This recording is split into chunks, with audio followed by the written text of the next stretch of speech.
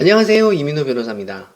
부모님으로부터 아파트 한 채를 증여받았는데 신고를 잘못해서 세금 폭탄을 맞는 경우들이 많이 있습니다. 적게는 몇 천만 원, 많게는 몇 억까지 되는 고지서를 받고 놀란 마음에 저를 찾아오시는데요. 절세를 위해서 전문가한테 검토를 받고 신고를 했는데도 세무서로부터 신고가 잘못되었다.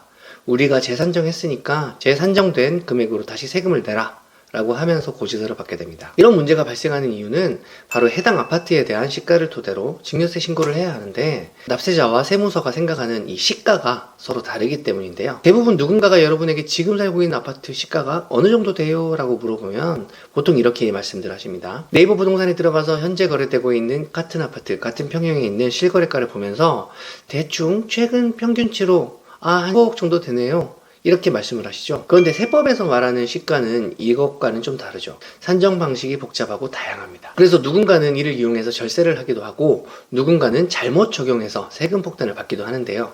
오늘 아파트 증여 재산을 신고할 때 어떤 방식으로 재산 평가를 해야 세금 폭탄을 맞지 않는지 한번 이야기해 보겠습니다. 우선 상증세법에 따라 증여를 할 때 평가 원칙은 이와 같습니다. 증여세가 부과되는 재산가액은 증여의 현재의 시가에 따른다. 이 간단한 문장의 기준이 두 가지가 쓰여져 있죠. 첫 번째는 시가를 따른다는 산정 방식에 대한 기준이고 두 번째는 증여일 현재라는 평가 시점에 대한 기준인데요. 먼저 상증세법상 시가의 의미를 살펴보겠습니다. 시가란 불특정 다수인 사이에 자유롭게 거래가 이루어지는 경우에 통상적으로 성립된다고 인정되는 가액을 의미합니다. 이때 평가기간에 대한 기준이 있는데요. 증여재산의 경우에는 증여일 전 6개월부터 증여일 후 3개월까지로 합니다. 그리고 이 기간 내에 당해재산의 매매가액, 감정가액, 수용가액, 경매가액, 공매가액 등이 있으면 시가로 인정을 해줍니다. 그리고 증여재산과 유사한 재산의 매매가액도 시가로 인정해줍니다. 그런데 만약 방금 말한 방법으로 시가를 산출할 수 없다 라고 한다면 보충적 평가 방법을 통해서 재산가액을 평가할 수 있는데요. 이 보충적 평가 방법에 해당되는 게 공동주택, 즉 아파트, 연립, 다세대 같은 경우에는 국토부 장관이 공시하는 공동주택 가격이 있고요. 토지 같은 경우에는 국토부 장관이나 시군구청장이 고시하는 표준지 또는 개별 공시지가를 의미합니다. 뭔가 말이 참 어려운데요. 쉽게 우선순위로 살펴보자면 1순위는 당해재산의 매매가액, 2순위는 감정가액, 3순위는 보상가액, 경매가액, 공매가액, 4순위는 유사매매가액. 그리고 이 4순위까지 방법으로 시가를 산정할 수 없다면 기준시가인 보충적 평가 방법으로 아파트 시가를 산정해서 증여세를 신고하면 됩니다. 이 각각의 우선순위마다 또 충족해야 되는 조건들이 여러 가지가 있는데요. 거기까지 설명하면 너무 복잡하니까 오늘은 핵심만 설명드리도록 하겠습니다. 자, 그러면 납세자 입장에서는 이 우선순위를 이용해서 어떻게 절세를 할 수 있을까요? 우선순위가 빠른 것이 시가가 더 낮으면 그걸 이용하면 되겠죠.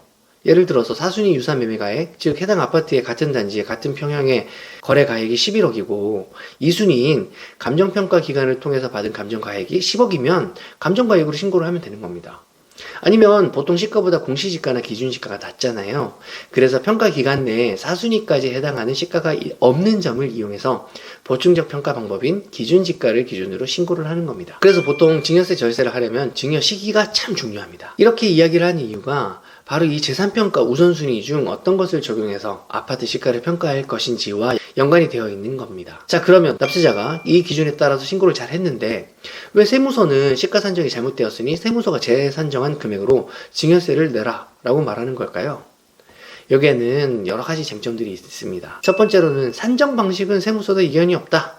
그렇지만 그 산출된 금액이 과소평가되었다 라고 판단하는 경우입니다. 가장 많이 찾아오시는 사례가 바로 감정평가액에 대해 다투는 경우인데요. 감정평가를 할 때 아파트 기준 시가가 10억 이하일 때는 감정평가 기간 한 곳의 감정가액을 시가로 인정해 줍니다.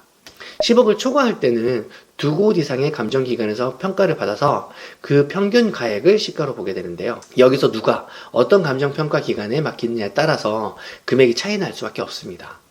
납세자가 의뢰한 감정평가 기관에서는 아무래도 감정평가액이 낮게 산출되는 경향이 있고 세무서가 의뢰한 기관에서는 높게 산출되는 경향이 있습니다.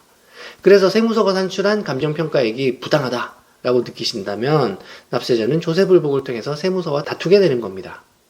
왜 내가 받은 감정평가액이 더 객관적인 교환가치를 반영하는 시가에 가까운지 설득을 해야 하는 거죠. 그리고 또 다른 쟁점으로는 유사매매가액 사례로 신고를 했는데 그 유사 대상이 잘못 선정되었다는 겁니다. 이 유사매매가액으로 신고를 할 때는 증여일 전 6개월부터 증여기간 내에 증여세 신고일까지의 기간 중에 증여재산과 면적, 위치, 용도, 종목 및 기준시가가 동일하거나 유사한 다른 자산에 대한 매매가액을 기준으로 삼아서 신고할 수 있는데요.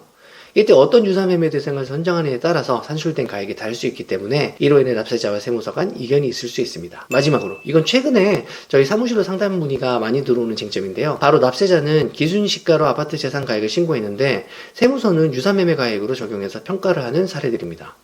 분명 우선순위로 봤을 때 기준시가보다 유사매매 가액이 더 빠르죠. 그럼 애초부터 유사매매 가액으로 납세자가 신고를 했어야 되는 거 아닌가? 이건 다툴 수 있는 쟁점 자체가 안 되는 거 아닌가 생각하실 수 있습니다. 보통 이런 문제로 찾아오시는 분들의 경우를 보면 평가기간 내에 유사매매 가액이 없어서 기준시가로 신고를 하신 건데요. 그런데 상증세법상 평가기간이 아니더라도 평가기준일 전 2년 이내에 매매 등이 있는 경우에 유사매매 가액을 적용해서 산출할 수 있다는 예외 규정이 있습니다. 세무서는 이 예외 규정을 이용해서 평가심의위원회를 통해 내려진 결정을 기준으로 처분을 내린 건데요. 최근에야 부동산 거래가 좀 일어나기는 시작했지만 작년만 해도 거래 자체가 없었잖아요. 그래서 증여세 신고를 할 때 평가기간 내 유사매매 사례가 없어서 기준시가로 신고한 분들이 많았습니다. 그런데 기준시가는 보통시가보다 낮을 수밖에 없으니까 세무서는 이 예외 규정을 가지고 와서 평가기준일 전 2년 이내에 있는 유사매매 가액을 가지고 와 처분을 하게 된 건데요. 그런데 제가 보기에 이 쟁점에서도 세무서와 충분히 다퉈볼 만하다라고 생각합니다. 왜냐하면 이 예외 규정을 적용할 때는 법률에 규정한 단서를 충족시켜야만 하기 때문인데요. 바로 매매 계약 일부터 평가 기준일까지 기간 중에 가격 변동의 특별한 사정이 없었어야 증여일 전 2년 이내에 있는 유사매매 가액을 적용할 수 있다는 점을 이용해 반박을 할 수 있는 겁니다. 특히 법에서는 입증 책임이 누구에게 있느냐도 결과를 좌지우지하는 중요한 요소인데요. 이 경우엔 시장의 가격 변동이 없었다는 사실을 납세자가 아닌 세무서가 입증을 해야 합니다. 그래서 실제로 납세자는 가격 변동이 있었다는 사실들을 자료를 통해 입증을 하고 이를 반박할 만한 요인들을 세무서가 입증하지 못하면 조세불복에서 납세자가 이길 수 있습니다. 실제 최근 조세불복 결정 사례들을 살펴보더라도 납세자가 이기는 경우들이 종종 나오고 있습니다. 이처럼 아파트 한 채를 증여받는데도 어떤 방법으로 재산가액을 산출하느냐에 따라 세금 처분 액수가 달라질 수 있습니다. 그렇기 때문에 증여를 받기 전이라면 전문가에게 반드시 검토를 받고 신고하시는 걸 추천드리고요. 만약 이미 증여세 신고를 했는데 세무서로부터 증여세를 더 내라 라고 하는 고지서를 받으셨다면 조세불복을 통해 처분을 취소시킬 수 있으니까요. 댓글에 적힌 번호로 연락 주시면 여러분 경우엔 조세불복을 해서 처분을 취소시킬 승산이 있는지, 있다면 어떤 전략으로 대응하는 게 좋은지 답변 드리도록 하겠습니다. 오늘도 영상 시청해 주셔서 감사합니다.